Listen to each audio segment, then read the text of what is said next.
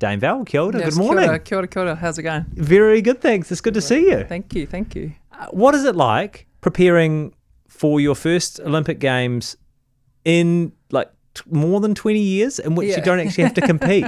It's a little bit different. I think the stress levels are a bit different, and it's different stresses now. Before it was a performance high, training pretty much at the cliff edge, kind of aiming for that 1 centimetre at a time type of thing, where now it's a different type of stress, preparing presentations for council meetings and, travelling and all the rest of it. So it's good in one sense, and then the other sense it's stressful as well, because it is a different role. But at the same time, looking forward to going and enjoy the games from a spectator's point of view as opposed to competing. That must be so nice. Yeah. Just to actually, because I think, I don't know if it was Rio or where it was, but I think I spoke to you at a games once and said, do you actually watch the game? Certainly before your event. And you were like, yeah. Yeah, never. Yeah. Yeah.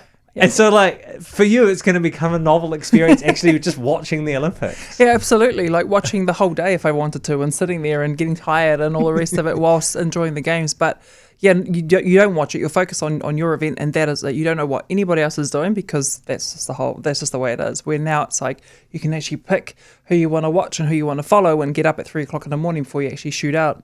But go into Paris and all the rest of it. But it's going to be great. I think this is going to be a games to remember after what happened in Tokyo. Yeah. So globally, I think it's going to pretty much uplift everybody. I hope so. I mean, I hope, but that's the aim, right? Is it one of the things I love about the Olympics is I get really intensely into sports that I don't necessarily follow for 3 years and 9 months, and then all of a sudden I become an expert on diving or whatever else. Are there sports that you are really excited about seeing? That isn't that a typical journalist point of view? I know. Particular sports that I'm looking forward to. I really enjoy basketball during the Olympic Games, because it's quite it's quite intense, but in a different way. I love the 3-on-3 stuff. Yeah, that's cool. Absolutely. But then I do like things like gymnastics. Because it's such a novelty. We don't even really have it here in New Zealand, and obviously following the New Zealand crew. But all in all, I think it's going to be a very different games, right? Because there's so many villages that they have to, and countries. It's not just in France. You've got Tahiti putting up surfing. So it's very unique. Yeah. And it's very French. How do you feel about breakdancing? Listen, breakdancing, they take some skill and take some work, and it is quite competitive. But it's quite hard to judge or to get a winner out of it. I think I'm a real old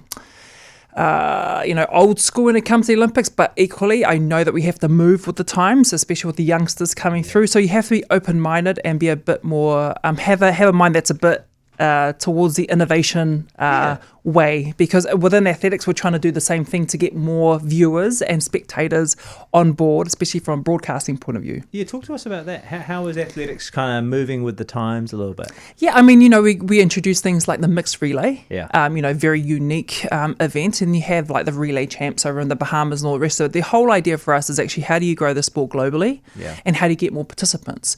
Also, research shows that, for example, throws, there is a massive drop in viewership. So from a sporting point of view, we actually have to look at this and ask why. It's because female throwers is a lot less interesting than male throwers. How do we change that? We have looked at ways of trying to bump that up, like changing implement weights, and with the horizontal jumps. There's so many fouls when they do jumps. Okay, how do we avoid this? Because six jumps and then they foul 4 jumps, there's only 2 valid jumps.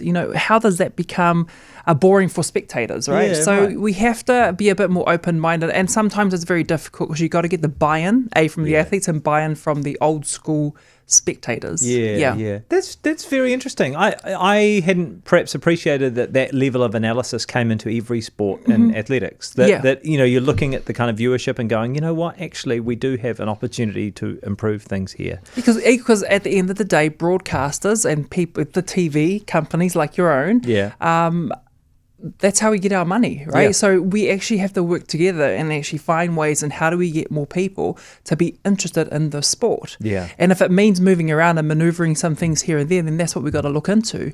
The mixed relay, for example, people were a bit skeptical, this is probably not a good idea. How do we make this, entertaining? But in fact, it's been a big hit and now it's part of the program. Yeah. So we just have to be a bit more open-minded, but equally making sure that the athletes get the buy-in on it. And it's got to have the balance, Like you don't want to make something a spectacle for the sake of being a spectacle. It's still, you still got to be true to the sport at its core. Yeah. Do you think, that show Sprint on Netflix has kind of applied the Formula One Drive to Survive behind the scenes drama model to sprinters? Are there other sports and athletics that you think could you imagine yourself? No, the sprinters are like Hollywood stars, right? They are very dramatic. They're over dramatized things. They're very out there. You've got the Americans versus the Jamaicans. The Jamaicans are a little bit less loud than the Americans are, and I think it brings a massive insight as to what goes on in that sprinting world. But that's the entertainment. That's where most of the money comes from, is this 100-meter sprints.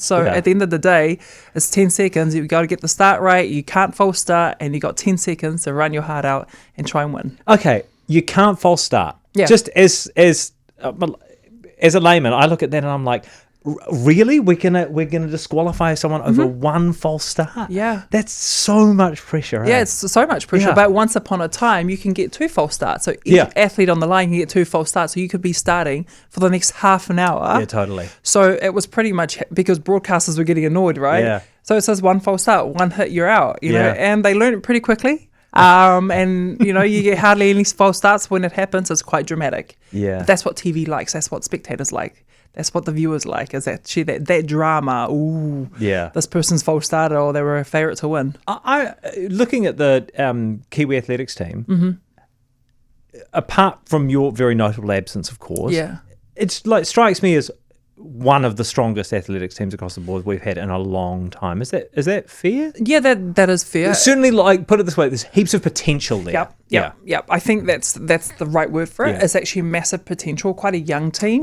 Coming through the ranks, and there's a lot of pressure on them to perform, right? Because ultimately, we've had a good history of bringing back medals at every Olympic game since I competed, apart from Athens. Yeah, right. So there is a lot of pressure on there, but so much potential. Who knows? It is the Olympic Games. It is the pinnacle of everybody's sporting career when they get there.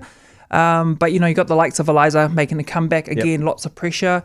Zoe within the sprints, but anything could happen. So I just hope that they all go out there and do their best, which I know they would, and I hope spectators and viewers, especially us Kiwis back here supporting, remember and know and just realise that everybody out there competing for our country is doing their ultimate best. Yeah, of course. And whatever the results will be, and just be a bit kinder with any comments or remarks that you might want to make. That's interesting. Because, tall poppy syndrome, it is a thing in our country, and we like to give opinions and our 2 cents on people's performances. But let me tell you something from someone who has been there, done that multiple times, 5 Olympic Games.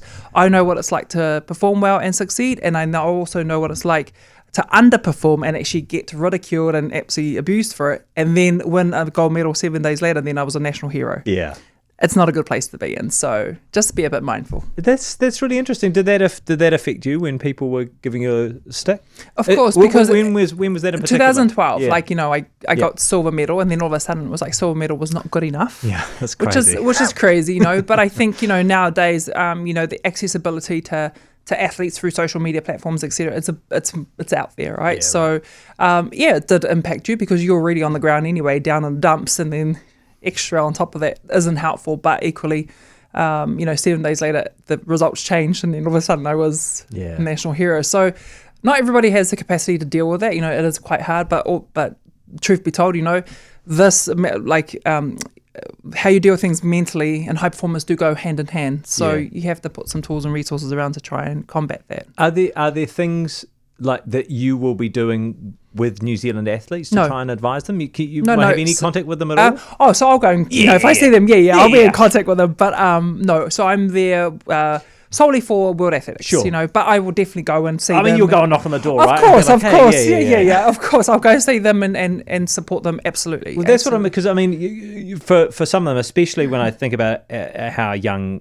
our athletics team is, it seems to me like a lot of them, I'm sure, would benefit from having your experience with those kind of considerations, right? I reckon, honestly, just delete social media off your phone. Oh yeah, I know. Yeah. Just log off, just turn it off. Yeah. It must be so hard to do that for some athletes. No, it is hard because that's how they kill time. Yeah, of course. And that's it. You try not to burn too much energy, right? Yep. So you're sitting in the village and then you're scrolling and then you see something that really annoys you. Yep. Oh, yeah. Yeah. And some armchair expert who reckons they can throw further than you or jump higher than you. Yeah, great. Yeah, here we go. Prize money as well. Yes. How are you feeling about that? Great. So $50,000 per event, right? Correct. Yeah. Okay. So what difference will that make for athletes in terms of motivation and in terms of the sport? I think it's gonna, a lot of people gain from the athletes and gain from the Olympic Games, right? with sponsors and the LOC. We're just talking about the TV, correct? Exactly. Broadcasters and stuff. So athletics, I big ups to them for putting something like this together to making it happen, because the athletes do deserve it. They are. Athletics, for example, is the pinnacle of the Olympic Games. Yep. And for me, I think it's a step in the right direction, and it's up to the other sports if they want to follow suit. There was a bit of stick back from the IOC about it. It's not part of the Olympic movement and blah, blah, blah and all this. Oh, that was rubbish. But at the end of the day, for me, I think it's a positive move. Yeah. I think it's something that hopefully all the other sports looks into, because we got to, compensate our athletes, for winning at a, Olympic stage and for doing what they do. Athletics is not you can't make a lot of money like you do in golf and all the rest of it. So this is going to help. Absolutely. I just think it seems only fair to me. Yes, thank you. In order to compete at the highest level, you have to, we all know this, you surely have to be a full-time athlete. Yep. Almost everyone is a full-time athlete, right? And there are sports, like you say, it might be all right if you're an NBA star and you're playing for the USA basketball team or something like that. Yep. You're probably going to be okay. But there are so many sports where there isn't that kind of money. And surely you want to see athletes actually, compensated for their work, but also supported to get better in the future. I think it sort of seems pretty obvious. Absolutely. So I think, for me and for our sport, hopefully every other sport can look at it and go, okay, we got to do something like this. Probably not up to the same standard, but do something, because that means that they value their athletes, because they're gaining from it. Totally. So let's see. So dare I ask, at what moment of these games are you going to feel the biggest pang in your chest for oh man, I wish I was out there? Probably while I'm at the track, and funny enough, it's probably maybe when I'm watching the women's shot. Yeah. Maybe. Yeah. Although I was at the Eugene World Championships the year I announced my retirement, and someone asked me if I was competing. Yeah. And I was actually going to watch the qualification. I was like, thank you, but no, actually, I've just come to be a spectator. But I think when the women's shot is on, only because the last Olympic Games, the story and the hardship it took me to get there, and, the COVID and all the rest of it, I think that's probably going to be oh, crap. It would be nice to be out there, but at the same time, on the second breath, I'd be like, nah, bro, I'm all good. Deuces, I know exactly how you're feeling. You probably didn't sleep last night, probably hardly, wanted to eat anything. I am almost I'm done with that. 5 Olympic Games is enough. Yeah, and how special to be there in this capacity as well, to be able to actually enjoy the games whilst also contributing. Yeah, absolutely. And for me, it's about going there and on a different capacity, but wanting to use your platform and your experience to make change, because if you want to make change, you got to be at the table, not serving coffee to the people at the table. And I soon realized, I knew you before, athletics is a very Europe-centric sport. Yeah. Athletics is very, heavily focused on what's happening in Europe and also America. Also, they've also got to realize that Oceania exists, South America exists, Africa exists, So I'm able to bring that aspect onto the table and actually have conversations with our council members to be able to just let them know, remind them that, we do exist down here. Yeah. Even though our time zones are pretty effed up and we got to have meetings at 1 till 4 in the morning. but we're here for it. One last question. Have you been in France or in Paris before where you haven't had to eat like an athlete? No. because here's my tip. I reckon you want to land in Paris and you immediately want to go to a patisserie or boulangerie or whatever, 2 almond croissants just to start the day. Oh yes, and the coffee. Champions breakfast and coffee, of course. Yeah. You can do that. You know? Absolutely. No, I haven't been there as a non-athlete, so I am looking forward to it. And some baguette, pain au chocolat and croissant. There you go. Yep. Perfect. Hey, it is so good to see you. Merci. Enjoy the Olympic Games and all the very best. We will. Thank you so much for having me.